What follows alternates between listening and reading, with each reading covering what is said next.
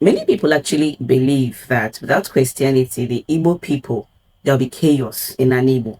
And this is because we don't know which God to follow. They honestly believe that. Now, this belief is nothing but assumptions because Igbo spirituality, it is structured, it is layered, and it is also filled with ethical laws. Wherever they're getting this chaos, it's where I don't know, but it's just an assumptions. Now, at the core of Igbo spiritual system is the existence of these primary forces that I'm going to talk about. We have Allah, we have Igwe. Some communities call this force Amadioha, like in Imo State. We also have Agbara, we also have Ndichi, we have Mo, and we have Owa. Agbara is actually different from Alusi. We'll get into it. Now, the first one being Allah.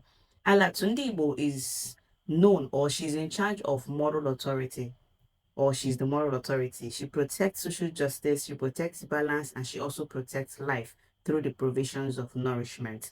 Now, Igwe protects cosmic order that governs cycle like rain, seasons, continuity. Now, together, we regard Allah and Igwe as duality, which are the foundations of human existence. Because without Allah giving us something to eat, without the cycles of the rain, well, I don't think life would exist because we cannot cultivate.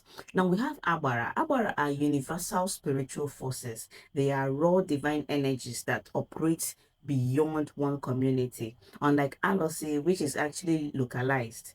And does Alosi does not cut across communities. It is based within a community, or it could even be personal. Then Agbara cuts across boundaries, across community, across lineage, across what a person, individual can just institute. Now, Ndichi, we know them as protectors of our lineages, and they are also known as cosmic intercessors. We appreciate them through the rituals of Idogwandichi or Isitendichi.